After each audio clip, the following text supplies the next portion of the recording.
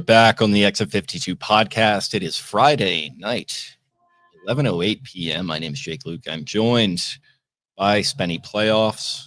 We're brought to you, as always, by Kimmy's Famous Seafood, by Black Eyed Susan Spices, by all the big hitters here, as the big hitter Baltimore Ravens head up to take on the Buffalo Bills, who will certainly be circling the wagons in this divisional round matchup. A much hyped matchup, one that feels like it has been in the making for months at this point, going all the way back to September when I was watching Derrick Henry run all over them on the Ocean City Boardwalk during Ocean's Calling. I think that was night 3 or 4. Amazing game that was, obviously, for Ravens fans. I think maybe we're expecting a little bit of a tighter contest this time around, no matter who you are, and I think it's going to be a fun one. But first things first, pal, how we doing tonight? Doing well. Home base, and fired up. We are blessed to watch the Baltimore Ravens play another playoff football game, to watch Lamar Jackson play in the third playoff game that he has played in the last 4 years. Excuse me, fourth, pardon me, last week included. So fired up on that regard. And like we got into last night, man, again, like, I get it. Whatever happens, happens. You have every right to feel any way that you feel about any result, but it's fun. I'm having a lot of fun. We've been able to have a lot of fun the last couple of years in the playoffs. Playoff football is pure. It is filtered naturally. It is organic. It is free range. It is cage free. And I want to see which one of these quarterbacks is going to be cage free. That's a big talking point, right? I think everybody's talked out about the Lamar Jackson, Josh Allen MVP. I think even the analysts can't even muster those up anymore at this point in the week. And who's going to be able to play contain, man? That's kind of the conversation there. Who's going to be able to keep the rabbit in the hat? The answer might be no one. Both defenses are probably going to have to concede some plays. Ed Oliver, as discussed, talking about how the Bills defensive coordinator compared Lamar Jackson to Kobe Bryant, saying he's going to make plays. We just got to, contain how many. We know he's going to get his. And if you want to read into the psychology of that, I can see positives on both aspects, but man, the wagons are I heard on that was the people taking offense to it and said, well, he should have said Michael Jordan. And you know what? Maybe you have an argument. We'll see. The difference between MJ and Kobe is, that pristine finals record, right? So we'll see if they can end up in that function. We'll figure it out. And maybe Michael was the first of his kind. But at this point, I feel strangely nothing of nervousness as a fan. I don't feel anything. I don't feel sick about it. I felt sick at this point last week. I get nervous sometimes in these playoff games. And what we said, Jake, was show me that you can handle the Pittsburgh Steelers. And they did it twice. And if you can, I think we had faith in this team to make a run and maybe do something special. And if they could not in week 16, and then, of course, again last week, then the same demons would be the same questions. And people said, what happens? We had that conversation. What happens if the Ravens were to have lost to the Steelers in the wild card? What happens with John Harbaugh? What happens about this, that, Lamar Jackson narrative, legacy, yada, yada, yada. Well, guess what? It didn't fucking happen. I think this team's crazy locked in. And I can feel it. I can feel how locked in they are. It's evident in their play. It's evident in the press conferences. It's evident in John Harbaugh, right? You can feel the calm. You can feel that calm, Jake. Yes. So at this point, we'll talk more about it. I'll give the basic info on this game, as we always do in the actual preview show, which we are doing. Yes. The Baltimore Ravens will travel and circle the wagons up to Orchard Park, New York, Highmark Stadium, Sunday, January 19th, 2025 at 6:30 p.m. Eastern Standard Time on CBS. 5:30 Central Time. Don't forget. 5:30 Central Time. Don't forget everyone's going to be in Central Time. One Antonio Ramiro Romo, accompanied by one Jim Nance. Has anyone ever discussed? We'll get into that. Antonio Ramiro Romo calling this game. It is game here. The Ravens averaging 30.5 points versus the Bills 30.9. The Ravens and the Bills have the same point differential, plus 157. In close games, the Ravens 5-5, the Bills 5-3. Average margin of victory, of course, 14.9. Turnover differential, the Ravens are 10th at plus 6. The Buffalo Bills plus 24, first in the NFL. The Ravens 30th in penalties. The Bills 21st. Not great there either. According to one DraftKings sportsbook, the live odds are Baltimore Ravens are favored minus 1.5. The total in this game is 51.5. The Ravens are minus 118 money line. The implied score there, something of the tune to 26, 25, 27, 26, somewhere right in that department here. So with that in mind, Jake, everything's been talked about. What comes to mind for you? Friday, game coming in hot. Everything we've talked about, everything we've watched, all the content. I mean, at this point, I'm watching Chris Sims. I'm watching Chris Long. I'm watching everything I can. I'm excited. So what comes to mind when you think of at this point? I mean, this feels like Ali versus Frazier. It just feels like a heavyweight fight. It feels like the end of Gladiator. You know, pick your kind of big battle scene. Godzilla versus Mothra. Godzilla versus King Kong. Godzilla versus anything, right? And I'm not sure who's who in that scenario, because I think these are just two teams that, if the Bills were on the other side of the bracket in the NFC, or the Ravens were, it feels like this would be an awesome Super Bowl matchup. And that's funny to say. I don't think Ravens fans want to get ahead of themselves. I don't think Bills fans want to get ahead of themselves, because there's yet another dragon standing at the top of the mountain there in Kansas City, which obviously they haven't played the Texans yet. You don't want to get ahead of yourself if you're a Kansas City fan, but I think you can safely assume that they're probably going to be waiting for you on the other side of this matchup. Are you the winner? If you are the winner, I should say. But it just feels like a heavyweight fight. There's been a lot of talk over the last couple of months.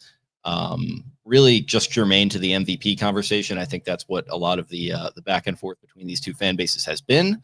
Andy versus Dwight in the parking lot. Great call, Eric. And hopefully it's, as climactic and amazing as that was. Obviously, what an absolute masterclass between two competitors that one was, two combatants, as it were. But overall, yeah, it feels like all the talk is done.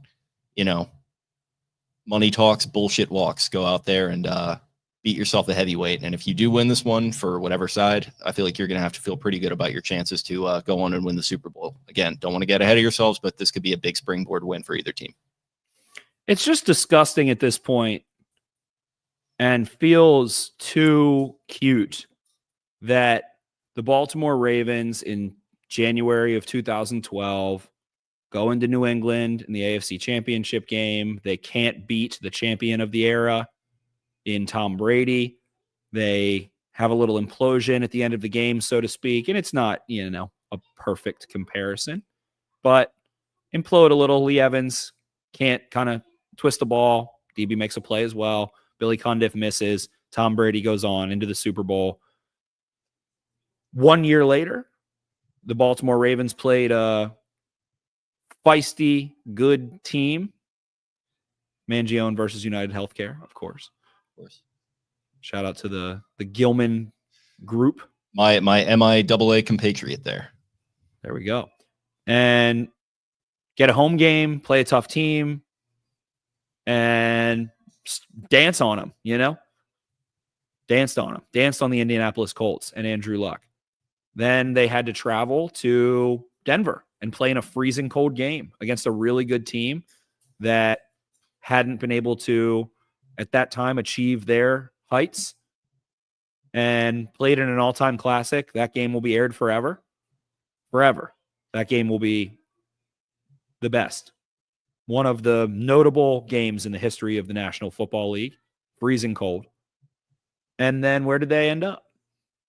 Back in the belly of the beast, playing the champion of the era and Tom Brady, and were able to get over the hump there. Then there's, of course, the other parallels, the Trent Dilfer into Joe Flacco into Lamar Jackson 28, 2001, 2013, 2025. Where's the Super Bowl? New Orleans. I feel like one Jersey Jerry here. The signs. So it's hard, man. It's hard not to buy into this team. And shout out Jacoby Jones, rest in peace, of course. Jacoby passes, this offseason. There's a spiritual feeling that I think that's why I have some ease about me. And I remember, what was it? It was 2013. I was 20 years old when the Ravens won the Super Bowl. I went on Facebook. I've loved Ray Lewis from the time I was a boy. I went on Facebook. I assumed the Ravens were going to lose that game to a really good Broncos team. Ravens fucking sucked at the end of that season. It was a little different. I was like, Ray, thank you for everything you've done. You gave me so much inspiration in my own life and the things that he went through as a boy and gave me courage. And I went into that game thinking, it's over. Ray's last ride. They had to go play a dragon, and they fucking got it done.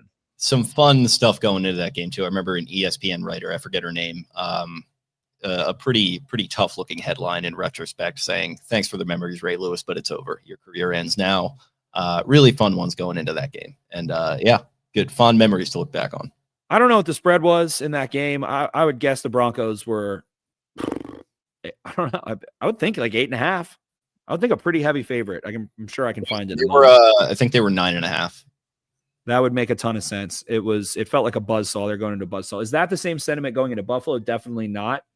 But it's just hard not to feel that this team and signing Derrick Henry and kind of having their own adversity at the beginning of the season, getting shit together, some struggles in the offensive line. We have people in the comments here. This is why I love Vegas spreads. We got Sabry Face as 10.5.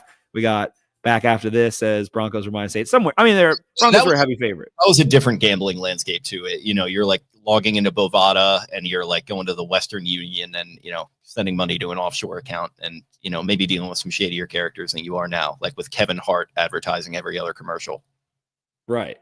There's no more. They turn the flashlights on the cockroaches in that regard for the most part.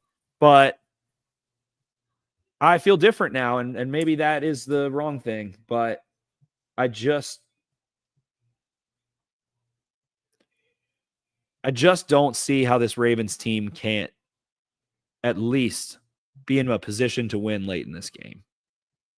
I think that everything that has been dissected about Lamar Jackson, everything that's been dissected about what the Ravens struggled to do in 2019, 2020, 2021, January of each of those years, doesn't have to do with anything anymore. It's not the same. And they already exercised those demons. We said on this podcast, I want the Steelers, I want the Bills, I want the Chiefs, and the Eagles. You said that. The hardest road. You said that. I wanted the easiest possible road. Jake wanted the South Amarillo Jigglypuffs. What are the Savannah Bananas doing this time of year? Maybe we can get them out there. Hit a little nay. Hit a little group nay. Mark Titus's own Harlem Globetrotters. I could do some of that. I could go for that. But you know what? You got to play who you got to play, and it didn't work out for me. Let's just say that. And this team is so battle tested, man. They've played everyone in the AFC. They played the Eagles. They lose that one. They've seen it, and they're on a fucking roll. And it just genuinely, again, to be redundant, it does genuinely feel like we have just another quantum wave here. It's a calm and focused mode. They're all hungry and working in unison. It feels different. And everyone says that about every team every year that they buy into, and the hope and the expectation is what ultimately besmirches and aligns with disappointment. Right? But I think I talked myself into that team a little bit last year, right? What were we on this podcast saying? If not now, when? The next year. Yeah, you had every right to. I mean, they were a 1 seed for good reason. Like that, if there were ever going to be a year, that was the one. But you know what? You don't fucking throw in the towel when you've got Lamar Jackson, and not when you've added Derrick Henry and you make it look like this, and Harbaugh with his turnaround. And as a wise man once said, hope is a good thing. Maybe the best of things. And no good thing ever dies. And at this point, we've dissected a lot. We talked about so much last night, and I've got like some Josh Allen clips I can throw up. But yeah, I think we took a lot of the meat off the bone last night, but we'll try to bring it a little bit tonight too. This is mainly a prediction show and kind of vibe it out. But again, to even just refine what I said last night about the run, and Jake, go ahead and throw this clip up for us. Sean McDermott talking about what has been the talking point of the week? The Ravens rush offense against the Bills and their smaller front, so to speak. All these different platforms. I know that you're not concerned about that, but the consistent thing that I've seen is Bills defense up front especially isn't big enough to deal with the Ravens. What do you say to that? Because it's kind of how you guys were built, and especially with the speed element at the second level. Are you big enough to deal with them? Well, I guess we'll find out. Really, just either way this game goes, an all-time quote. And I will preface by saying, what the fuck do you think Sean McDermott's going to say to that question? And I feel like a dick when I say that sometimes. We have friends that are in those rooms asking questions, and it's not the easiest thing on earth. It's really easy to go in hindsight on Twitter and, say, why did you ask that question? Your neurons can misfire, and what you try to say might not come out the way you intended. But then our good friend Cordell Woodland of 105.7 The Fan, I said on Twitter, I don't know what response you think that you're going to get from a football coach. Are you big enough up front to deal with the Ravens run game? What do you think he's going to say? No, I don't think we are. No, our guys are too light. No, the Ravens are way too good. He's going to say, fuck yeah. Fuck yeah. He's going to say, fuck you. Honestly, it's basically what Sean McDermott said. So we're going to find out. He's basically saying that to the reporter. You're going to find out, bitch. That's basically what he's saying. You're going to find out. We are. They believe. And so much of what is being an athlete at that level, what they always talk about, any team, the Patriots this year stink. They go into every game feeling like they can win because they can. They're that talented. Everyone is. So what do you think Sean McDermott's going to say?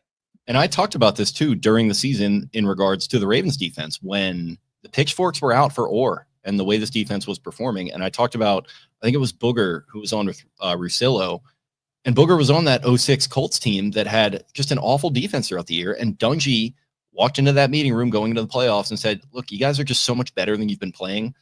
All you got to do is just play pretty well for 4 games, just understand your gap assignments and execute, like Belichick says, just do your job. That's exactly what they did. They won that Super Bowl with their defense. Peyton didn't have to do anything to get his first ring really that year. And it was just those guys flipping the switch. So we're getting some comments. What can the Bills do to actually stop the run?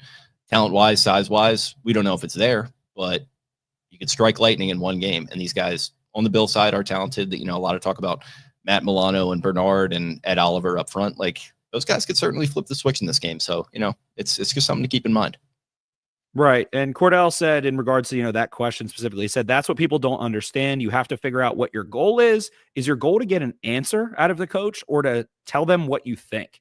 The point of the presser is to get them talking and hopefully say something insightful, but stuff like that is just going to shut them down. Do you think Sean McDermott, based on that question that's asked, I'm not trying to rip this guy to shreds again. I could say something just as stupid. It's not the dumbest thing on earth. There will be dumber said. I will say something dumber in the next 10 minutes probably. But then you put the coach into I'm done mode. I'm leaving. That pissed me off. I'm battling for my guys. I mean, there's value in that too. I mean, it's not just everything that he says is not necessarily just the storytelling. It's what does his response say about that? And that in itself could be the story. And you getting into this idea that he's just shutting it down. Well, that's a story right there. And you can write it up in your write-up and say, you got to assume that he is drilling this into his players like we're talking about right now. He's in that meeting room. He's probably got some slogan about stopping the run, about stopping Lamar, about stopping Henry. They're going to have some kind of, slogan, this, that, and the other. And then that becomes part of the story too. So. Well said. And to that question, KP asks, and based on what we talked about last night, what can the Bills actually do to stop the run? I would say my simplest statement is mix it up. Be aggressive at times, be passive at times, sometimes have a defender surf. So last week we saw TJ Watt, and I'm sure you can find a clip online very quickly. And at this point, if you listen to this podcast, we've talked about this shit in the Ravens run game for years. Surf, meaning what TJ Watt did was not surfing. That was scrape and exchange. TJ Watt attacked the running back. Someone exchanged his gap, went and filled his gap, replaced, basically scrape, replace. And in the NBA, basically. Right. Exactly. Well said. And surf at times, scrape exchange at times, run blitz at times, slant and crash at times. I think the best thing they can do is give no tendency. If I'm the Bills, I want to give nothing. I don't want the Ravens to be able to calibrate and recalibrate early. If the Ravens come out and do what they did against the Steelers, I don't think they will do that, which is what I want to get into. The Ravens came out and said, we're going to run the read option, see what you're going to do, and then we're going to break your rules. So if you don't have any rules, what can be broken? What's already broken can't be broke. So I want to mix that motherfucker up. I want to just be aggressive. I want to have go 5-man front. I want to go base. I want to go nickel. I want to blitz out of nickel. I want to rotate a run blitz off the weak side and do everything. I want to throw the kitchen sink at the Ravens and just hope that without giving them a tendency, I'll eat a 15-yard Derrick Henry run. I'll eat a 25-yard Derrick Henry run, but I don't want Henry and Lamar able to get into a rhythm, a flow, and find confidence, because we talked about that Emmanuel Acho breakdown, what the Steelers did. The Steelers consistently did the scrape exchange, and it allowed the Ravens to get into the 7th layer of hell. They're running a read option. It's not really an option at that point, kind of. They know who's coming, so they block the guy who's coming, use his aggression against him. Lamar goes for the run fake, keeps the backside defenders, or the play side defenders, I should say, and then Henry kind of just steps around and shoots and runs a 45-yard touchdown. I think that was enabled by the consistency of which the Steelers tried to execute their game plan, and they didn't confuse at all. So that would be what I expect. Mixing it up, I think, is my best answer. However, I don't think the Ravens are going to come out and do the same thing. I don't think they're going to come out and run the read option 7 times, in the first 20 plays. And frankly, this is what I was about to get to. The fuck you bomb. The wind isn't supposed to be so bad. And I think there's going to be more deep passing in this game on both sides than people are anticipating. I think these defenses are ready for the run, and the Ravens, even just regardless of who they're playing, want you to throw the ball. They do not want to cede the run. And the Bills are going to try and come out and set the tone, all that shit. So how can the Ravens counter? I mean, play action. They can, if they feel like they're going to get a heavy box, get Bateman running double moves across the field. That move against Zion McCollum, who might go by a different name now. I'm sorry. I don't want to, I'd always try my best. If you want to be called something, I'll call you that. But that move where he kind of pressed on that flood kind of route and then broke off downfield, like that's kind of what I think might be happening. Sabry Face here, 5 mile per hour winds. It's nothing. Yeah, 30. So there's going to be snow throughout the day from what I'm seeing, and then around 30 at kickoff. I mean, 30, like that's balmy compared to what it's felt like here the last couple of days, and you got to prove Buffalo as well. It was 30 against the Steelers this past weekend. Yeah, that was fine. I mean, like I said, comparatively to some of the days we've had here in January. So it is currently 37 degrees in Buffalo. Sunday, whatever. Some says 30, some says 18. Temperature is not like, think of the game we just talked about. I just compared this game in ways to the Mile High Miracle. It was colder. It was just colder at that game. I think that game was like 16 at kickoff in Denver. It's freezing there. So wind is the dominant factor in that regard. We have Mark Cardinale. It's not going to be -3. Nothing says -3. It could feel like -3. All right, sure. He might be going off the Canadian system there. He might be fucking around with them. 8 degrees. No, I don't think he is. He's saying 8 degrees with a -3 wind chill. I don't see that on anything. Nowhere, nothing. And I don't think it even really matters, to be honest. If there's no wind, I think that's the only factor. Wind is the factor. Wind is what fucks your pass game up. The ball gets a little hard. Like, yes, the ball gets harder. So whatever. Weather, I don't really think is a big deal at all whatsoever. Does it hurt more to get tackled in? Yes. These teams are playing cold games all the time. And, it's an extra 15 degrees colder. Like, yeah, that's a difference. That's a medium-sized difference, but whatever, man. These guys are fucking grown men. They're so amped up, it doesn't matter. Like, that shit doesn't matter. We watch. If there's no wind, they're going to rip the ball downfield. It doesn't matter. It doesn't make you throw the ball 15 yards shorter. So, I don't know. I think that's the key, and I'm just going to keep looking at this point. Zay Flowers was doing some on-field work. It looked like they were just testing the knee more than anything and want to get him involved in hopefully getting back for next week potentially, or a Super Bowl if they could get there. It's part of his process. So again, I made a whole video about it. Rashad Bateman, man, going to have to make 4 plays. Like Tylan Wallace needs to make 1 play. Nelson Aguilar needs to make 1 play. Mark Andrews probably needs to make 4 or 5 plays. Isaiah Likely probably needs to make 3 or 4 plays. Rashad Bateman probably needs to make 4 plays. You can get that out of your pass game, hit Justice Hill a little bit, hit fucking Charlie Kohler once. That's a effective day considering how well you've been running the football. That's all they need, and especially in the red zone. So Rashad Bateman is what makes me so tickled about this game. Christian Benford has been such a good corner. Rasul Douglas isn't a slouch. Those safeties don't really impress me at all in coverage or in the run game. I think they're very, very stock, to use our favorite term there. But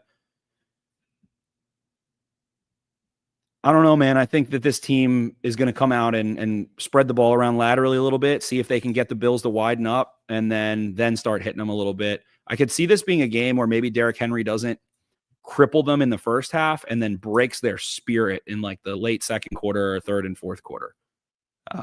I think the Bills are going to come out with their hair on fire and do everything they can. I think they'll get a couple run stuffs, a handful. First down, they might get you into 2nd and 9.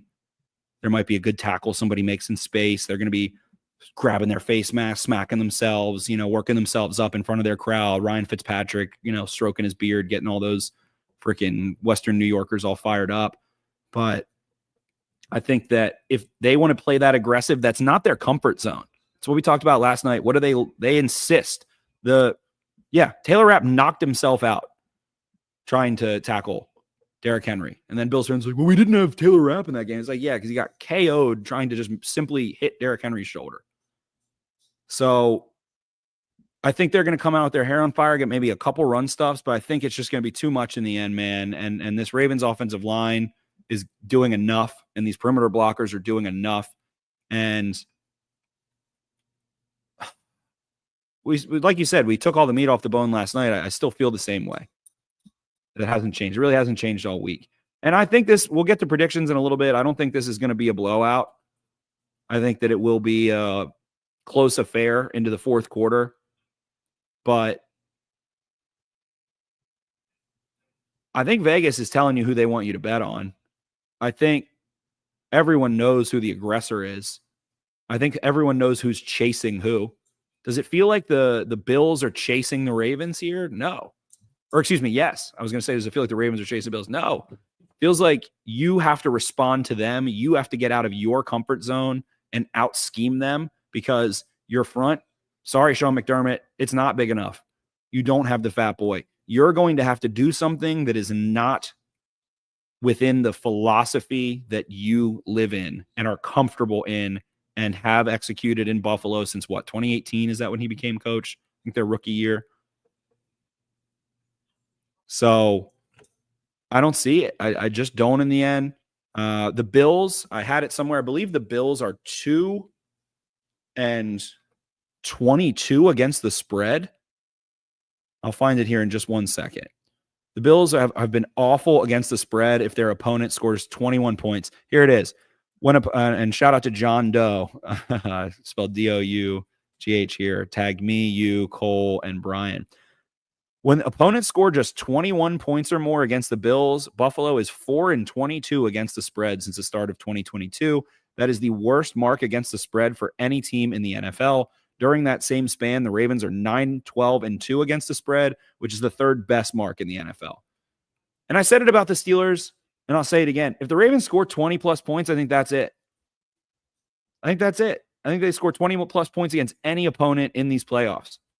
Once they get into that 20 range, and I'll really say it, to 24. Got Killer Cam here. Daquan Jones, a fat boy. Yeah. He's not the fattest, though. He's not the fattest. He's a good player. Has been for a while, but it's not Cam Hayward, man. He's not that fat. So that's it, right? Like, you got to score probably 2 touchdowns, kick 2 field goals. If the Ravens score 3 touchdowns, I think business is handled. And it's a bad scenario for the Buffalo Bills. And even just going a little bit further off of the rant I went on last night, and I'm probably doing again to follow up on that Sean McDermott comment and pass it to you, Jake. The Bills under Sean McDermott have played in the divisional round in 2020, 2021, 2022, and 2023. In 2020, the Ravens ran for 150 yards. In 2021, in the divisional round, the Chiefs ran for 182 yards. In 2022, the Bengals ran for 172 yards. And then in 2023, the Chiefs ran for 146 yards. In the divisional round, once they get past the wildcard teams that they have played at home, 160 plus yards per game. Teams are averaging on them. If the Ravens run for 160 yards, they're winning. I'm sorry. I think it's that simple. And we've got, folks here, of course, super confident, run for 220. Is anyone surprised if they run for 220? This Bills team this year alone has allowed teams to run rampant on them. I think the Niners did run for a bunch and lost in dramatic fashion in a snow game. They have allowed 271 to the Ravens, 153 to the Niners, 149, 139, 137, 126, 124, 121, 121.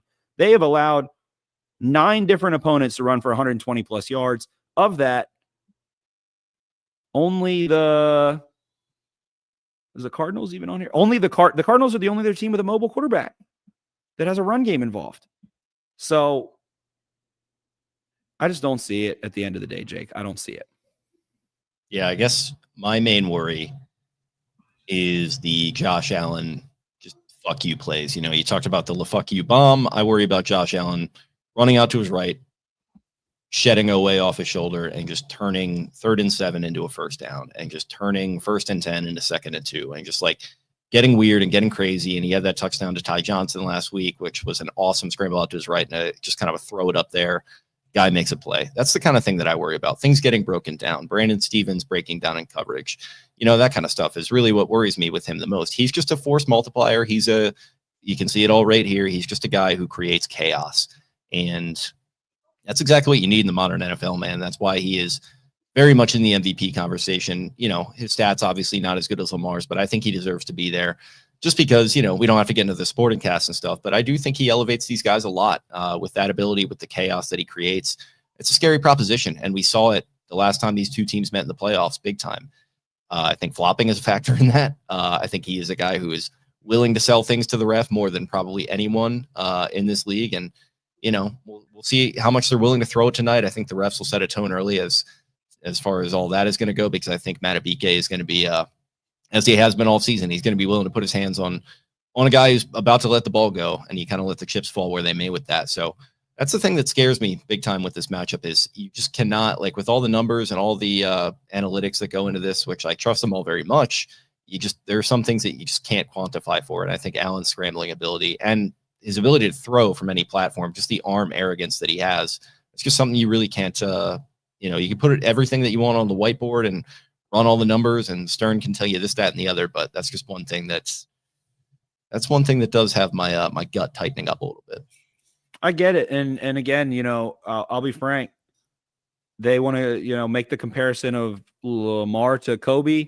Josh is going to make that play that he made it against the Ravens this year. It was late.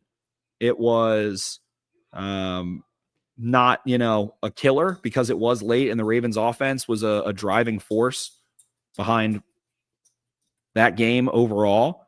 But late in this game, let me find it real quickly. There's two Josh Allens, right? There's two Americas here in this game. Here's number one, which is not the beast, not the creator, but it's Amari Cooper, who is not available in that game. I promise you that this is in the script. Amari Cooper at the bottom of your screen here will occur. It is going to occur. It is going to be a double move. It is going to be attacking Brandon Stevens and Trey White. I promise. I promise the same thing is going to happen on the other side of the football field. I know it. I feel it. I can tell it's going to happen.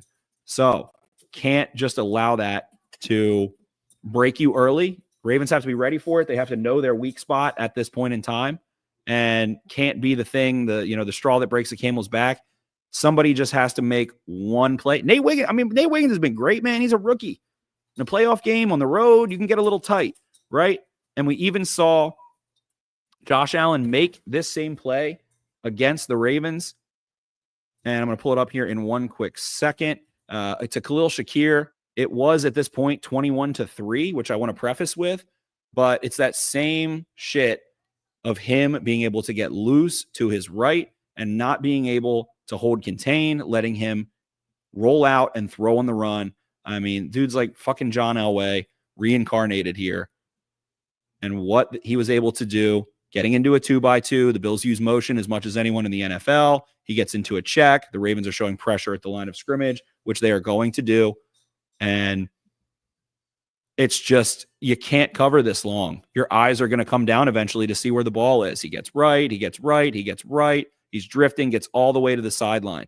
And Khalil Shakir sneaks open. Now you do see Eddie Jackson on the football field there, but Josh Allen is going to make a play. It's hard to cover for that long, man. It seriously is hard to cover for that long. And that's what you talked about, Jake. I'm going to leave it to you for 1 second. Yeah, I mean, you watch some of the stuff that he does, and where I worry about it specifically is the money downs, and especially when you get to the short kind of money downs where he, like I said, 3rd down and 3, 4th down and 2. Like, you can't let him get into those situations, because that, to me, is really where his legs become a factor, both to throw but also to run. I mean, he's just a battering ram in the run game, which, obviously he's awesome in that aspect. And really, if I'm Orr, like, I'm telling these players, hey, if you look up on the scoreboard and you see 1st down and 10, in your mind, it's got to be 2nd down and 10. And when it's 2nd down and 10, it's got to be 3rd down and 10. And when it's like 3rd down and 5, you got to approach it like it's 4th down and 5. Like, you got to, always know where the sticks are. You've got to just keep them in situations where he can't use his legs to create chaos on those money downs and throw guys open and run around forever and let Shakir get wide open behind you like we just saw with that clip. You just got to, you got to stay disciplined, and you got to just keep your head in the game, because, like, if you take plays off against this guy, that is where he's going to eat you alive. You can't be caught watching. And here's a good job of what I talked about last night, making him step up and through the pocket as opposed to allowing him to get to the right instead. Ravens bring pressure. Kyle Van Noy makes him have to step up, climb the pocket. I swear he can make a play anywhere. He can go to his left. He can do everything. Pressure was an issue. They have these sniffers in, and such a good coordinated rush. Travis Jones had such a monster game in this one, but you can see Hamilton drops off. Ty Johnson not helping. Jones already wins. Van Noy is around the outside. There's more outside leverage from, I believe, Humphrey there who blitzed, and that's how you contain him, man. You have to make him step up and climb through the pocket. He can hurt you scrambling a little bit, but I frankly I'll say it. He's not going to kill you the way Lamar is. Lamar can climb, and he's just fast. Lamar's just faster. Josh Allen can kill you with his legs. Absolutely. He's a strong dude. He is fast, and, as opposed to many players on a football field, but so many more bad plays happen when he can't go to his right and he can't run and extend and extend and extend and extend. So, Greg Fritz here. Allen is such a bastard at pretending to run out of bounds, which lulls the defenders into releasing, and then he continues to take yards down the sideline. He really is. He has such a nasty little hezzy and can go low gear and then stays up and can just go turn a corner on you, and he's strong. So that's, the key to, I think, containing this offense. It took that pump. He does the pump fake too. He's got that. He'll throw that Baker Mayfield pump 3 yards downfield. Baker's signature there. He's already past the line of scrimmage. He's pumping at you. But he did it against the Ravens. It just took too long. So can't let that happen in the first half. Can't let that happen. Let him start to feel himself early. This game on that side of the ball will be won, I think, by Kyle Van Noy, who aligns there more often, containing. And he's a smart player. He's a veteran player. He's quick. He's got long arms. And I liked it. I like it. I think that's why the Bills had so much trouble. Some of those pressures, some of those sims. Zach Orr was aggressive in that game, man. He was aggressive. And those receivers are a little better. Killicam here says he's fine with 2 roughings. You're fine with him on first down and on the Bills side of the football field. I'll tell you that. The Ravens had 3 sacks against the Bills, 1/3 almost of their season total there, Joey C says. So David Barrett says, how many roughing the passer calls? Probably, I'm going to guess 1. Carl Sheffer's crew has the least amount in the NFL, but there will be 1. Like, there's going to be 1, at least. I think it's going to be 1. I think so too. I think there'll be 1. I think we will see 1. I think the Ravens, and we got the Ed Reed comment here. Killicam says Ed Reed style. Ed Reed kind of getting mocked by Bills fans for talking about, he would, how do you stop Josh Allen? You hit him. Yeah. Hitting quarterbacks, they don't do as well.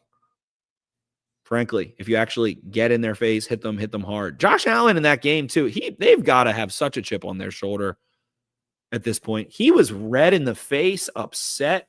He got hit so hard. Like, he was flustered in Baltimore. They were in the All Blacks. It was loud as hell. The Ravens were desperate too in that game. I think that's what people maybe don't put fully into context. Ravens were, I think, 1-2 headed into that game and had to win. Had to win. So two teams are a little different spot, but I don't know, man. I think really Josh Allen and the Bills can score 2 touchdowns. You can hold them to a field goal about 17 points. I think you win this football game. 20, I think you're getting into a gray area right around 20 points. So what are you going to do, Buffalo? They want to run the ball. I really don't think they can. I really don't. They can get 5. The Ravens aren't that great on first down. I think they allow the 8th most yards per carry on first down. But it's like, they don't care if they give up 5 yards. They're fine. If you go the long way, the hard way, Jake, what is that called? What is your favorite phrase? Why was one Mr. Dean Pease brought back to Baltimore to play, get this defense to play against this offense? What is your favorite phrase? You bend, but you do not break. And that's what this Bills offense is. They sustain long drives. They quick hitter. He'll float up a ball here and there for 20 yards. They'll run the ball a lot. The big play is their run offense, in my opinion. I mean, James Cook has housed some long ones this year. I'm going to go try and take a look at him. I remember in the snow, I think against the 49ers, he had like a 65-yard rushing touchdown. And he's a great player. And I don't think we've talked about him enough. He has had a 46, a 41, a 65, and a 49 this year. He's a ripper, man. And he has scored touchdowns in 5 straight games. And he has 2 touchdown games in 12-15, 12-22, and then scored a touchdown against the Jets, the Patriots, and then finally the Broncos. And I think if you're looking at what tape you want to watch, I can get into some of it a little bit here, but if you want to go watch a game and think, if I'm the Ravens defense, I think Harbaugh even talked about this in a presser. He's like, we're going to watch every game they've played this year. We're going to watch the wild card game they just played. We're going to go back and watch the game that we played against them. We're going to go back and watch games from other years. Which ones? He's like, does week 18 matter for the Bills? No, they didn't have their starters in. But then Harbaugh snuck in. He was like, but we watched it. You're going to watch everything. But go look at the way the Patriots play them. It looks a lot like what the Ravens did with getting up at the line of scrimmage, dropping off, bringing pressure, effectively containing him. Yeah. So I think the Ravens are hungry on that side of the ball, man. And for all the talk of the demise of the Bills offense and post Stephon Diggs, I get it. And they've overachieved in many people's eyes. And that's awesome. They're a good team. They're a good offense. The Ravens defense was number 1 in the NFL last year. They were arguably the top unit in football last year. They shut down the high-powered 49ers. They stunted. I mean, they only allowed 17 points in that AFC Championship game. They got a stuff. I didn't even recall this. I went back. I was looking through the game script of the Ravens Chiefs in the AFC Championship. Lamar got strip sacked, and then the Chiefs were in Baltimore territory. I think they recovered the ball in like the 17 of Baltimore. The Ravens stuffed them on 4th down, got the ball back. Like, that defense is a fucking baller. And all September, all October, and really into November, Ravens defense sucks. They can't cover anyone. They're not going to win a Super Bowl because their defense isn't good enough. They had a chip on their shoulder, man. You think Zach Orr doesn't have a chip on his shoulder? You think Kyle Hamilton and Roquan Smith and Marlon Humphrey didn't hate hearing that shit? They have a chip on their shoulder as much as the Bills do. I promise you that. I promise you that. And one thing here, I want to hear some other thoughts from you, Jake. We'll get into predictions. But Burnsy says, wish the Ravens had Arthur Mollett for the slot blitz. Marley gets pressure but fails to get home. In that game against the Bills, Ravens, week 4, cleans, unblocked slot pressure, and Marlon let Josh Allen pirouette, bubble back, and get out. So when you get those clean looks, you've got to try to make sure he doesn't get behind you. I don't care if you miss, but make him step up because he's not so crazy fast that he can separate when he has to get closer to defenders. He can run through an arm tackle and he is fast. But when he gets to that sideline, that is death. So I think the I think the Patriots did a great job of doing that against the Bills. And he's going to get a bucket or two. I showed you a bucket he got to Khalil Shakir. It was down 21-3. So it was a little too late. But I think the Ravens just have a good personnel unit to hold mobile quarterbacks in check relatively. And it's nothing new. And I think, I will continue to say, I do still think Patrick Mahomes is the best scrambler on planet Earth. I think Lamar is second. And then Josh Allen and Joe Burrow, shortly after that. But I think Lamar's a little more dangerous. And I think the Ravens are used to it and can hang with him in those scramble drills a little bit, Jake. Yeah, no, there's a lot there. And really just like overall thoughts.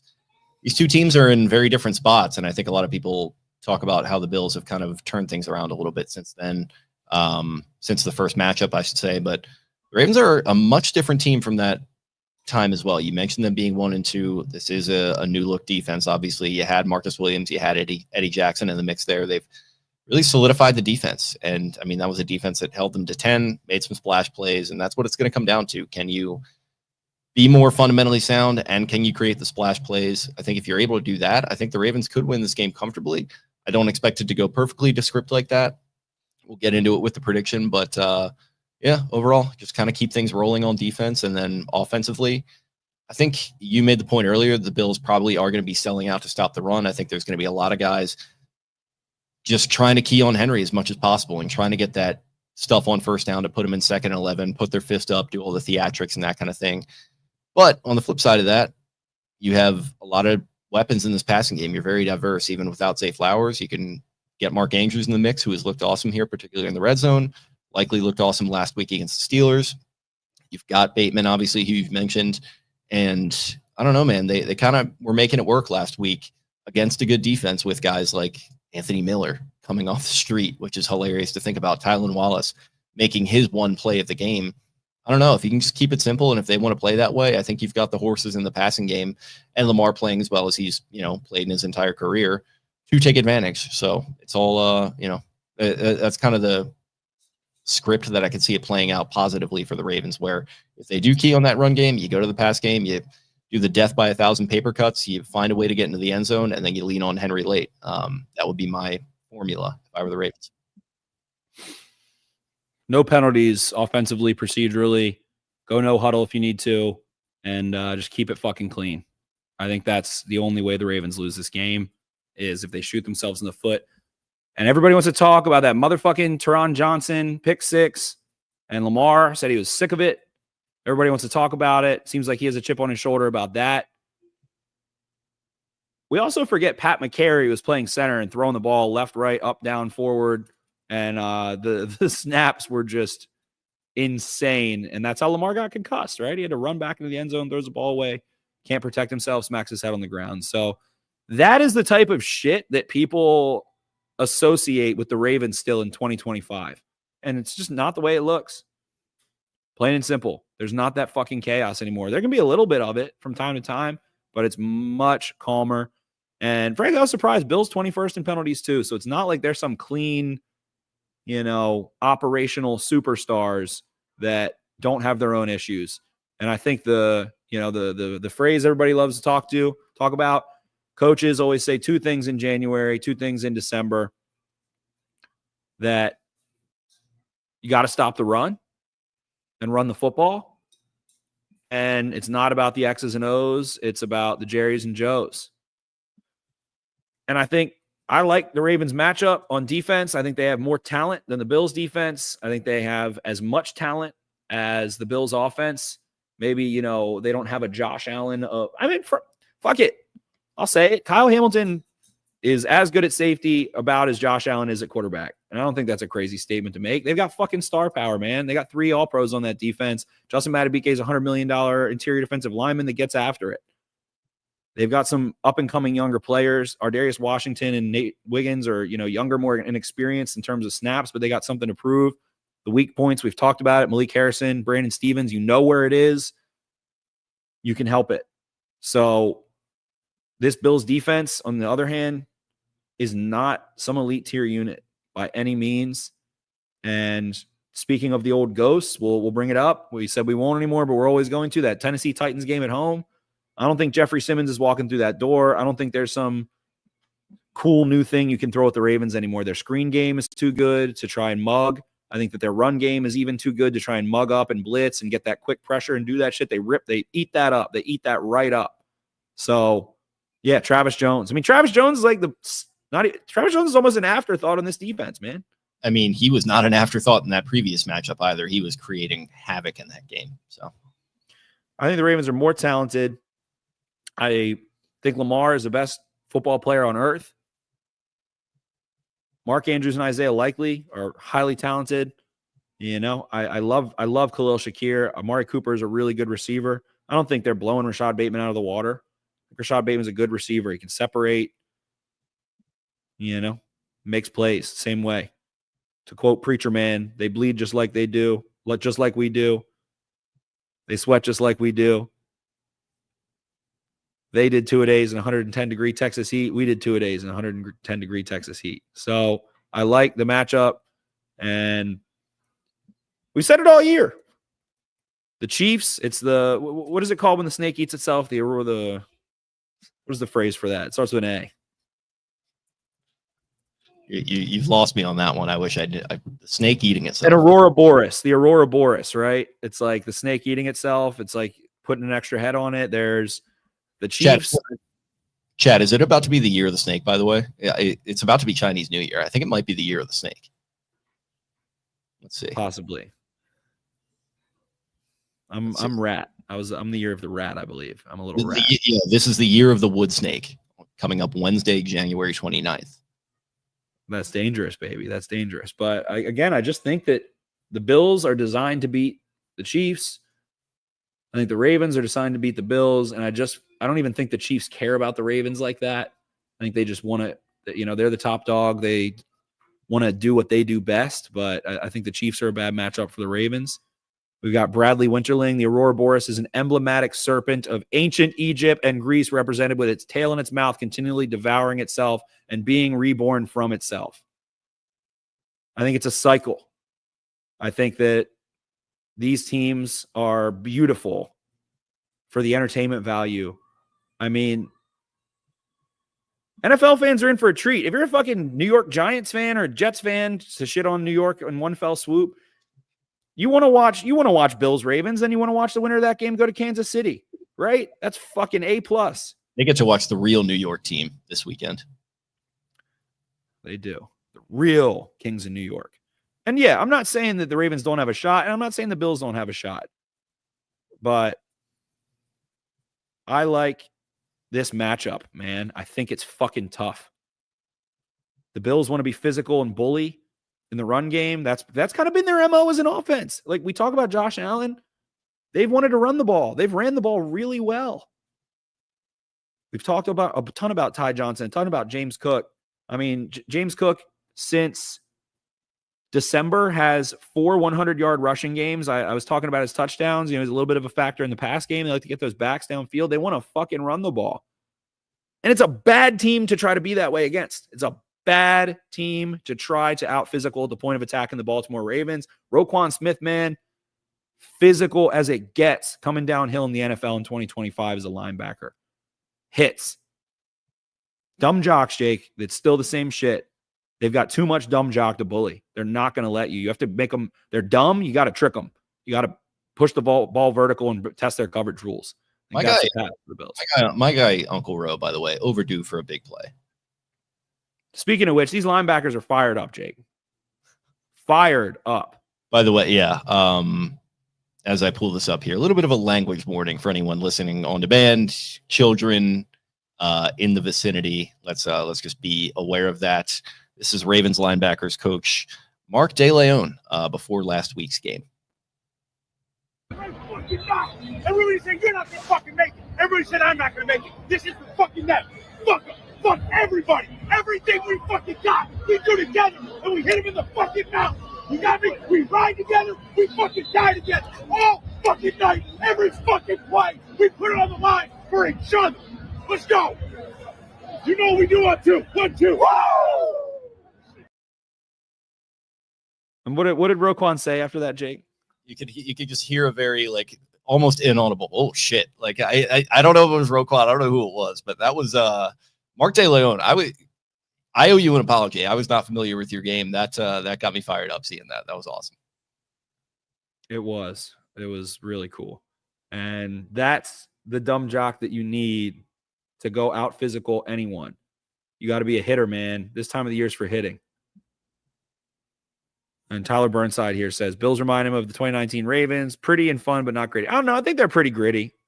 I don't think they are defensively, and that's where I'll agree with you. I think they're fake gritty defensively. I think their offense does have a lot of grit. But yeah, Joey C here. Deion Dawkins. His splits this year, the way he talks, the way he plays, I think he's who Orlando Brown Jr. thinks he is. How do you feel about that, Jake? Yeah, I kind of like that. He's got some goof pickle tendencies. He wears like Orioles hats sometimes. Have you noticed this with him? Yeah, Deion Dawkins. I don't know where that comes from. That's cool to see though. He's an interesting player. He's been good. He's been there for a while now, right? Oh yeah, he's been there for probably. I mean, at this point, maybe it might be a decade. Because he started with Cincy, right? Didn't he? Deion? Did he? Maybe I'm wrong. Am I wrong about that? Let's see. No, he's been in Buffalo since 2017. So this is his 8th year in the NFL. Okay, so I'm thinking of somebody else there then. But yeah, he's an interesting guy. He's from Jersey. Okay, so yeah, I don't know where that comes from, but interesting. Yeah, so he went to Cincinnati initially, then he went to Temple. Okay, there we go. This is now a Deion Dawkins podcast. I love him. I mean, there's a lot of players on their offense I really like, man. Spencer Brown, I love coming out of the draft. He's stepped up. And I look at him and guys like Trevor Penning. They test really well. They're smaller school guys, so to speak. You know, it's not like they're, freaking Nazareth College or something like that. But Spencer Brown has had an awesome year. Super physical, gigantic, tall behemoth of a man, can move out of Northern Iowa. I love him. I love Dawkins. I love Ty Johnson. I love Khalil Shakir. I like Keon Coleman. We talked about him on this podcast. I like Keon Coleman. I like these players. I think Amari Cooper is underrated for what he's done in the league over the last 5-7 years. But Ryan Harmon, is Dawkins' weird split exploitable? No. Like maybe on one play, but no. He's got it locked up over there. They fuck with you with that split. Josh Jones, are they going to be going tit for tat there? We shall see, my friend. We shall see. And he's a bully. I mean, I think he separated someone's shoulder. Jonah Ellis on the Broncos. I think he separated someone's shoulder last week. So Ravens need to bring the physical to them. They're going to be fired up as all hell. They're going to be in front of their home crowd. And Vegas has the home point advantage down from 3 points. It was that way for a long time. Now it's down to 1.5 points. But I do think in the playoffs, I think it's more than that. I think in a lot of these places, I don't think it's that way in SoFi Stadium. But I think in Buffalo, Kansas City, Baltimore, Philadelphia. I mean, I would even say the Commanders probably have a huge home advantage. The Lions definitely have a huge home field advantage. It's loud, man, and it limits what you can do pre-snap. It really does. So it's interesting overall, interesting matchup. But at the end of the day, man, I genuinely believe that this team is on a path. And Mike Tomlin said it. There's two teams, you're colliding on the train tracks, right? You're on the track to meet each other. And I like the matchups again in that same sense for Baltimore. I liked them last week. I like them again this week. I like them even more this week. So I do think it's close. I guess we can get into predictions, Jake, and whatever else. I think this game is decided in the fourth quarter. I am very sure of that. I love the matchup for the Ravens, but I think at home, playing them again, juiced up. I don't think the Ravens are just going to run straight train on them on both sides of the football. I could see the Bills taking a lead early, frankly. I could see them getting a stop, Ravens punting the ball. I think that Joe Brady is going to have that script to establish the run, and I think he's going to attack vertically quickly. Run, one quick pass play maybe, and I think they're going to push that fucking ball. I think they want to jump down. What is everyone going to say about playing the Ravens? How do you stop a run game that you can't? Keep them off the field. So they're going to want to take a lead. They're going to want to make the Ravens press. They're going to want to make them uncomfortable. I do think the Bills maybe take a lead here. I do. And mime water here, I think this is a key. If that happens, the Ravens need to come out and they need to get on that damn ball and give themselves time, get ahead of the fans, tire the fans out, tire the Bills out. Don't give them time to process. Don't give them time to, if they have some game plan to play base and, overload one side and mug and bring slot pressure and have Teron Johnson fucking around. Don't give them enough time to. Cut the time. You can just get up to the line. Don't let them sub. If you catch them slipping, if they get stuck in nickel and you like it and you're in 12, keep going. Keep going. Spam it. No huddle. Don't let them sub. Run it down their fucking throat. So I think the Ravens go down in this one, maybe 7-0, maybe 10-3. And I think the Bills get a couple stops early because they can fire themselves up and they can talk into it. But I think Derrick Henry is the most in-shape player in football. I don't think you can stop that man for 4 quarters. And I think this team, the things that they lose games because of are mental mishaps, pre-snap, and ball security. And we've watched fucking Hard Knocks, and maybe I'm talking myself into it a touch, but they've proven it. And I love that quote. I think it might have been Dr. Phil who originally said it, but Nick Saban loves it. I love Nick Saban, Jake. We'll be right back. He says the best indication of future success is past behavior. And I think who had that like literally emblazoned upon the door in their office? Was it Johnny? Ozzy had it. Yeah. Okay.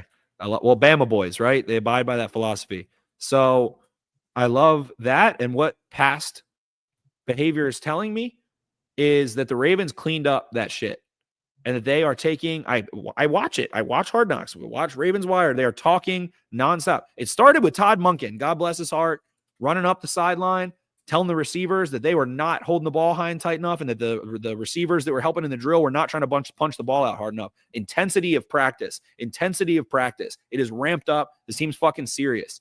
So I think the Ravens get into their groove second quarter, third quarter. Whoever gets the ball first is a big deal. I will say if the Bills get the ball after half, that tips the scale 5% to me. 5% lean to whoever gets the ball to start the half. So I think the Ravens are going to be able to score before the half. I like them in 2 minutes against this defense. I think when you go no huddle, I think when the Ravens need to throw the ball, I think Lamar is a better athlete. I think that they are not dog enough. Von Miller is Greg Rousseau is a nice player. Von Miller is the only one I'm looking at where I'm like, okay, he could give Roger Rosengarten a serious fucking problem. And maybe he gets a sack in this game. Maybe he has 3 pressures in this game. But I think the Ravens are going to go no huddle, be able to throw the football. I think if they start a little slow, I think they'll catch fire before the end of the first half at some point in the second quarter. And I think the Ravens are going to run them off the field in the second half. I genuinely do. It's going to be cold. And I think that hurts the fucking Bills more than the Ravens, man. Because I think the dumb jocks that we've talked about, I think they're sick in the head. I think Roquan Smith is sick in the head more than anyone on that side of the field in that matchup. I think Kyle Hamilton's sick in the head. I think Marlon Humphrey's sick in the head. I think those fat boys they have inside are sick in the fucking head. Brent Urban through Michael Pierce, through Justin Madubuike, Nnamdi, through Travis Jones. I think they're not fucking around. And I think the Ravens, Anaconda, squeeze the life out of them in the second half, run the football. Josh Allen, it's going to be close. I think Josh Allen's going to make a couple plays. I think it's going to come down to fourth quarter, getting off the football field. I think the Ravens do it. I think they're going to get a big sack, put the Bills behind the sticks, Owe or Madubuike, or maybe a slot pressure from one of the safeties, Marlowe, corner, something like that. I think they're going to get off the football field late because they put the Bills behind the sticks. And I think when you get this Bills team out of their run game, I think it hurts them more than it hurts the Ravens. They have, that's straight up. Ravens defense are crash outs. They are. And their offense is too. Isaiah Likely and Derrick Henry. I'll throw Mark Andrews in that category. They crash the fuck out, man. They really do. Ricard, he's a nutbag. So I think that the Ravens get a little bit of trouble early. I think the Bills have some scheme. I think that they're going to be at home. Joe Brady is going to attack them. It's going to have some success. But I think the Ravens are better. I think that they are calmer. And I think that you can get Josh Allen into a pass-only script here. And I like the Jerry's and Joe's that the Ravens have more. And I just don't think this Bills team can do it for 4 quarters. I love Josh Allen. He's fun as hell to watch. He's very good. He has his unstoppable moves. We talked about it. He's going to bubble out on the sideline, and he's going to throw a ball 15 to 30 yards, and he's going to get a deep completion on you. And I don't think it's enough. And if they are able to win this game, I am very impressed, man. The Bills offense did have a lot of change, right? Stephon Diggs is gone. They are relying on Cook more. Amari Cooper was traded for mid-year. Keon Coleman is a rookie. They have a lot of change to be able to play in the divisional round against the Ravens team that also did play 2 playoff games last year and has been together a little bit. Derrick Henry is really the only new one. Bateman's been here. Mark Andrews has been here. Isaiah Likely's been here. Offensive line, Falele's a new starter. He's been on the Ravens. And McCary has been on the Ravens. There's nothing new other than Derrick Henry on that side of the football. Defensively, Nate Wiggins, and what? Malik's playing more. Ardarius Washington, he's been on the Ravens for a couple years here. I think they're more experienced. I think they're going to be able to play cleaner football in crunch time late. I think they're going to be able to execute at a higher level with a higher level of talent. So, and right, like Derek, I mean, he's a vet. The vet's vet. He's the pro's pro. He's, a LeBron James type of fucking athlete. When he goes somewhere, everybody listens to what he has to say. So I think the Ravens do it. I think they score 3 touchdowns, kick 2 field goals. I think they put up about 26 points, 27 points, somewhere right in that department. I'm going to call it 27-20. I think the Bills get right around that 20-point mark, but I think they struggle. The Ravens are so good in the red zone. I think they're going to figure it out in no huddle when they need to pass. I think it's going to open up. I think there's been maybe I don't think they have trepidation without Zay Flowers because, like we said, Aguilar, second year here. Tylan Wallace been with the team. But I think it might just be them trying to play a calm game a little until they need to make those plays. And I think they do. So, man, I think this team is fucking laser focused. And I, again, think that the Bills are chasing the Ravens and they're going to come out of their comfort zone. I think the Ravens get it done. Yeah, I'm right there with you. I think just looking at all the schematics, I think looking at the point spread, I just think everything kind of screams Ravens to me in this one. And, as we talked about, many times I was not super bullish on this Ravens team heading into the season. Transitional year was kind of the way I saw it, 10-7. I thought they would get to this point with the wild card round, winning a game in the wild card round and then maybe losing this weekend. But I don't know. They've thoroughly impressed me, especially throughout this second half. With this defensive turnaround, the ability to adapt on the fly, digging your way out of an 0-2 hole, that connotes a certain type of character to me that is not common among a team that makes it this far. Or if it is common, you're certainly not crawling out of 0-2 because 0-2 is usually a death knell. And they've just had to adapt on the fly and build the plane while it's getting into the air. And it feels like they're kind of reaching their final form right now. Stick with your identity, lean on Henry, sprinkle some things into the pass game. Lamar, cut it loose a little bit, man. Scramble a little bit in this one. When you see the sticks and you've got a lane, just go get them. Pick up first downs with your legs if you have to. Do what your mom told you to do when she cussed you out, right? Just be the best player on the field. A lot of talk about, are the Bills big enough on defense? Well, I mean, just looking at the matchups and looking at the height and weight, they are not. And I'm sure McDermott will be firing them up, and that'll probably play into the factor early in this game. But eventually that kind of wears off. The endorphins wear off, and it just turns into matchups. It turns into real football. And ultimately, I think the Ravens are more talented. They've been here. I mean, the Bills have been here in these spots as well, so you got to give them their credit. But the Ravens know the anatomy of a painful divisional round loss on the road. And hopefully that'll give you the blueprint to avoid that kind of thing happening. And I think Lamar, just continue to play calm like you did last week. I mean, that was as calm, cool, collected, and as complete of a playoff game as we've seen him play last week. I think he's going to be feeling good coming into this one. I am concerned about the chaos factor with Allen, certainly. I do think he's going to get his in this game. I think he's going to get his with his legs a little bit. He is not going to be trepidatious about cutting it loose and scrambling. He's going to find some guys open downfield, but ultimately I just think the Ravens defense matches up very well against the Bills. I think you got to contain Cook a little bit well, but ultimately the factor is, like you said, just keep Allen in front of you, keep your feet planted underneath you, And if he slips up past you, that's okay, but just stay with the play, tackle him, and turn, what could be, an 8-yard gain into maybe like a 1-yard gain, and just keep them away from those 3rd and short, 4th and shorts, because they're just going to pick those up every time. So if you keep all that in mind, I think defensively you'll be okay. Just keep your head in this game. And I believe the Ravens. It's funny, you said 27. That was the exact, number I had in mind for the Ravens. 3 touchdowns, 2 field goals. I think the Bills will keep it very close right up into the end. I'm going to go Ravens win this one 27-24. Wouldn't be shocked if they lose, because like I said, this is the heavyweight fight of the year. I think it's going to be a good game that lives up to the hype, and whoever wins it will feel very confident heading into Kansas City next week. I love it. We love all of the listeners here. Got a ton of fun comments. Greg Fritz said, win, lose, or draw. It's been an absolute blast riding with you boys. It's been an absolute blast this year. Every year we'll be there, win, lose, or draw, as always. And again, man, have fun. I know that as a fan, you can get really nervous, maybe even more nervous than the players, because it's not in your control at all. There's nothing, you can't go make a play and can't do any of that stuff. So try to have some fun. Try to enjoy it. Drink it in. Could be the last. Could be, the real start of something special at the same time. So try and drink it in. Try and make sure to take in the moment, eat the good food, drink the good drink, laugh with people, have fun, man. Have fun. This is what football is all about. Lot of comments here, a lot of fun things to work through. We've been going for a little over an hour here. We've tried to go live as much as possible so we can chat with you guys and have fun and get excited for these games. And I just love it, man. I love all the listeners. I love you, Jake.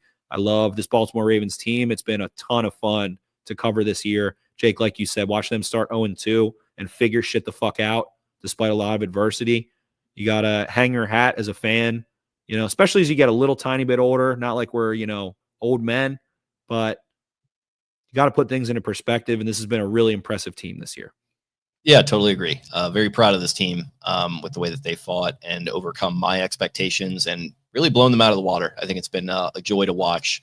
Been amazing. And to your point, this is what football is all about. You get to the divisional round, like I said last night, best football weekend of the year. So enjoy it, and enjoy a playoff game in Buffalo, man. One thing I love about the Buffalo Bills is a team that's by all metrics should not exist, right? They're a very old team going all the way back to the AAFC in the 40s. And if you were going to make a football team or any pro sports team, you'd be a hard sell to put them in Buffalo. And so, I know there's been a lot of shit slinging the last couple months, and it's been amplified the last week or so with these Buffalo fans. And I know they can get a little out over their skis, and I think Ravens fans can do that too. But just keep it civil, keep it cordial. May the best team win. And I'm not going to say that I'm rooting for them if they do beat the Ravens here. I will be probably be taking solace in, them getting wiped out at some point. But, let's not get ahead of that. Let's just get through this one and see what happens. Overall, it's been a great year, and I hope it continues. Certainly. Thank you to everyone for the kind words. I think Ravens fans are confident, man. And maybe, some people are superstitious, think that's a bad thing, but it's a good fucking football team, and they're well coached, and they've overcome adversity, and they've got no reason as a team not to be confident. I saw a comment in here saying, they're not like those Ravens from Lamar's younger years where it feels like they're a little more goofy and cocky and full of themselves. Feels like they understand. And I think Marlon Humphrey and Derrick Henry are the two guys that are at the point in their career where they know, who the fuck knows? Maybe they're not back next year. Maybe this is the last team they have that could make a Super Bowl run. You never know who could get hurt. Could be them, could be someone else. Trades could happen. You never know in the National Football League. So I think they're aware of their own mortality in that sense, frankly. And this Bills team, I'm sure they have some of that as well. Von Miller definitely wants to go make another run, but he's been there. He's won a damn ring. So this Bills team felt like a team where they tried to throw some parts together, see what they could do. They knew they had Josh Allen. They trust their coach. But I think this Ravens team is special, and I think they can do it, man. I said it, and I'll stick to my word. I'm not fucking scared of feeling this way, saying it. If they took care of the Steelers and they did it twice, that makes me confident, man. Those same demons always came up against the Steelers, and the only way the Ravens lose this game is by beating themselves. Bill Belichick and Myles Garrett know better than me, so I'll go with what they had to say. And I think they fucking get it done. I'm fired up for this game. Fired up. Can't wait to watch. You're going to be like Bernie Mac strolling into that podcast room on Sunday night if the Ravens win. I ain't scared of you motherfuckers. That's going to be an all-time performance. Hopefully I'll be able to dial in. I'm kind of ready to run my mouth already right now. Maybe get a little bit ahead of myself. But I mean, man, this Bills team, they definitely have a chip on their shoulder. But it's just crazy to me that the Ravens have lost one home playoff game in the last 5 years. And the Bills have lost consecutive divisional round games at home. And the Ravens are the chokers. Why is that the narrative? I don't understand it. Why is that it? And it could be a good thing. It could be fueling the Ravens. It could be the bulletin board material. And they might not understand it. It might make them zero in a little bit further. But man, like I said, the Bills get run on, get bounced. They're not big up front. They do have a great quarterback. So, is he better than Lamar Jackson? I certainly don't think so. Am I probably partially biased? Absolutely. But Lamar's got the hardware. And I think, man, Derrick Henry, I want to get up to Buffalo, man. I want to get up there. I've been monitoring, trying to go. It's a little bit of a... If only you had a podcast co-host, roommate, friend and neighbor whose house you could literally walk to that is driving up there that you could hitch a ride with. He doesn't have any room in his car. He's got a full car, buddy. That sounds like an excuse to me. It's time to lap up, my friend. I'll be riding one Brian Black all the way north. I can approve the expense. I can get you guys a bigger car. I won't pay for it, but we're getting a lot of tips in the YouTube here lately. That could shout out to everyone who gave us tips. Appreciate you guys so much. It might be what gets me to Buffalo. I appreciate you guys. Jeremy Early, I said this game makes us nervous. It's got to be our time. We've had a lot of chances. If not now, when? Maddie Camacho, appreciate you so much. Hope they make Allen pay if he flops. Pisses me off so bad for a guy that talks so much shit, cries and flops. Really is insane. The ref went up to him on the bench and was like, "Shut up." That was good for Vinovich, by the way. Josh, you got to calm down. You want to talk about crashing out? I mean, I like Josh, but love some people shit on the NBA NFL player comparisons. I do genuinely love the Louque Josh Allen comparison. I love it. They look alike. They do, yeah. That's not a bad call. They look alike. They've got same unique characteristics and talent, and they both bitch nonstop to the refs. Michael Mulgrave, keep up the good work, boys. With that being said, he thinks Ravens 21, Bills 31, pardon me. Kevin Sullivan here. Love you guys. Thanks for doing these every night. To quote Sizzle, from the 10 playoff runs, 2 more sleeps. Man, oh man. And we get playoff football tomorrow. I haven't even thought about that. I'm jacked up for those. We got Kuya, Rick, Kelly, off topic, but Jake, your Colts retrospective was amazing. Please do one for the Ravens from 08 to 012. That kind of deep dive would be great. That would be a fun one too now, Jake. You already have so much background info from doing season in between, and that could be kind of era 1 of Harbaugh. Yeah, I've had that one as an idea, actually, sitting in the old hopper there. So there's a lot of work and a lot of man hours and a lot of time that goes into those. So I actually have a couple that I've just started and then fallen off. But yeah, that could be one that I could get on. So. Love it. Greg Fritz, thank you so much. Let's get up there, Spen. I'm going to have to now. You guys have given me like $100 or something to get up there. So I'm going to have to do it. I'm going to have to fucking make it work. If somebody's going and I know you in some way or something, I'll come with you. If somebody's going up, let me know. DM me on Twitter. I'm not using the Subaru this weekend, Subaru would probably fare better than my car. It would. I got the hatchback. You could you could fit so much cool stuff back there. So much room for activities. Kuya, Rick Kelly, tips to get you to Buffalo. Thank you guys so much. Genuinely from the bottom of my heart, appreciate it. We've tried to send Ravens fans to games this year and get some jersey giveaways. There'll be plenty more of that coming. We'll get some stuff going through Orioles season as that coverage happens once it starts as well. But genuinely love you guys, man. Thank you so much for all the tips. Seriously, it's been so fun doing this for so long. Anything else, Jake, that comes to mind after our cathartic real episode here that's more on schedule and what we typically do? Anything in summary of your thoughts, your emotions, your feelings before we get out of here? Yeah, no, I am concerned by how not nervous I feel. Because usually I am a bundle of nerves. I know last week I was definitely feeling it. Obviously this one is, like I said, it's just more a straight up heavyweight fight. So it's kind of just may the best man wins. I wouldn't be necessarily shocked to my core by a loss, but I'm not really all that nervous. I wouldn't say I'm super confident. I'm just excited to see what plays out. I think it's going to be a cracker of a match, as they say over across the pond there. I'll just say one more time, drink it in. Playoff games, man. I mean, look at the Detroit Lions. They didn't win a division title. I'm 31 years old. They didn't win a title until last year. They didn't have a home playoff game until last year in my lifetime. So drink it in. Drink in these playoff games. Make it fun. Don't make it negative if you don't have to. If you want to fan that way, I'm not here to tell you how to fan, but I'm telling you to at least soak up the experience. If you're with family, cherish it. Football can bring people together. That's the whole point, right? The whole point is to come together with people that you feel common ground with, feel part of something. And that's why we love doing this podcast. Dylan, thank you so much for the tip. Really appreciate it. If you're the person in that picture right now today, sending me $5. Dylan, take your money back from your chores that you've done in your allowance. Just kidding. I'm sure that's you when you were younger. But thank you so much, Dylan. Really appreciate it. But make sure to enjoy it. Make it a positive thing for the people that you're with, and encourage them to do the same. Try and have as much fun as possible. You don't know if it's the last. And who knows, man? Football is fickle. The Ravens, we've been spoiled with their success while they haven't had a Super Bowl in, over a decade here. Mime Water, thank you so much. You guys are fucking showering me. This is amazing. I feel all the love. Kuya, your Kuya's going ham here. Thank you guys so much.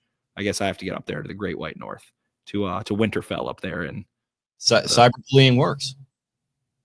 Appreciate you guys so much. But make it fun, make it positive, enjoy. Man, Ravens, Bills, divisional round, winner.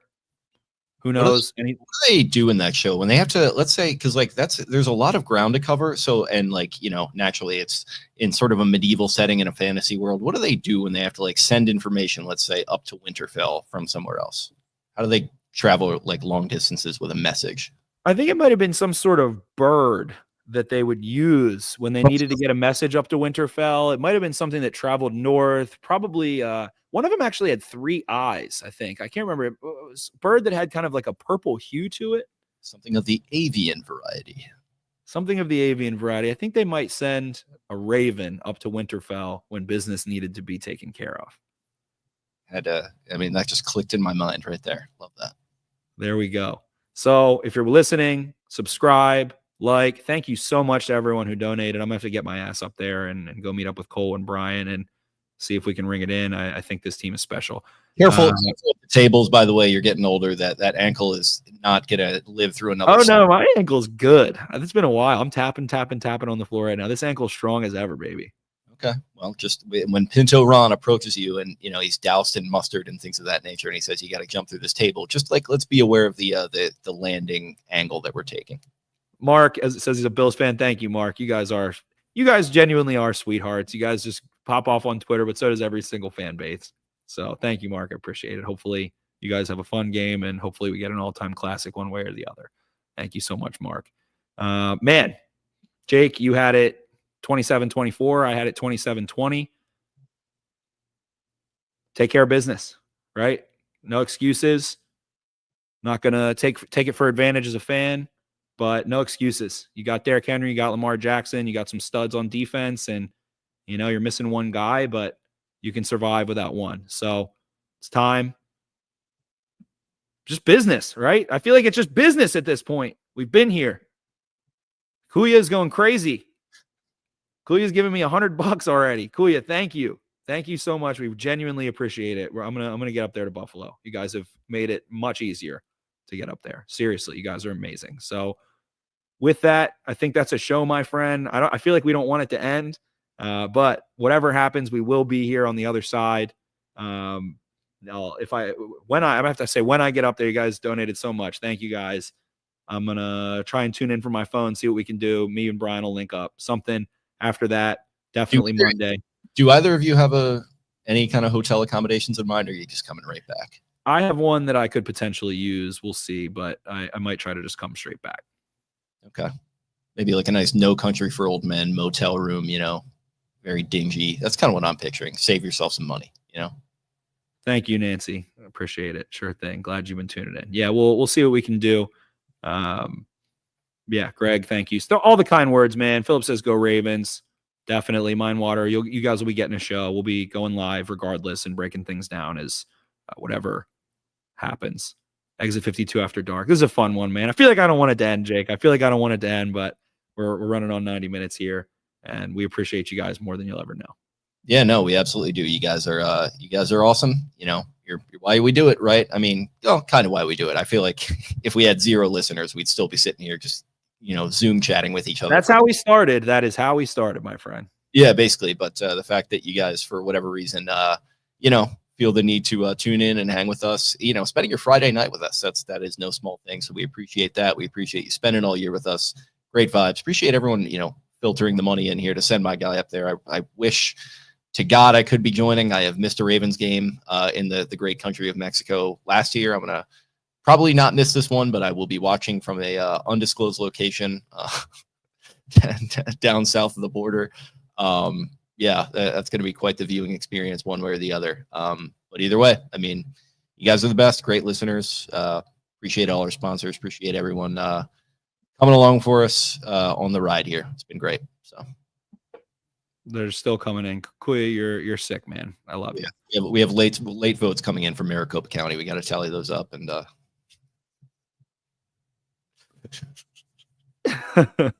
all these tabulations. Yeah. All these tabulations. 13 of you, man. 13 people sent something. Means the world, man. Thank you guys so much. But at the end of the day, Ravens have Lamar Jackson, the No Country for Old Men. He's the one with the shotgun and the silencer. I assure you, tables will be shattered in the event that the Ravens take care of business like we think they're going to up there. So with that in mind, Jake, get us out of here, my friend. All right, one more hearty thank you all. We will see you on the other side of the breach. If you liked what you heard here and you're not already, please subscribe to us here on YouTube, like all the videos, comment on all of them, get that algorithm pumping. If you've got a friend who is into the Ravens, into the Orioles, let them know about us by word of mouth. That's just a great way to spread news about a podcast. Follow us on social media at Exit 52 Podcast on X. I am at Jake Louque. That's LOUQUE.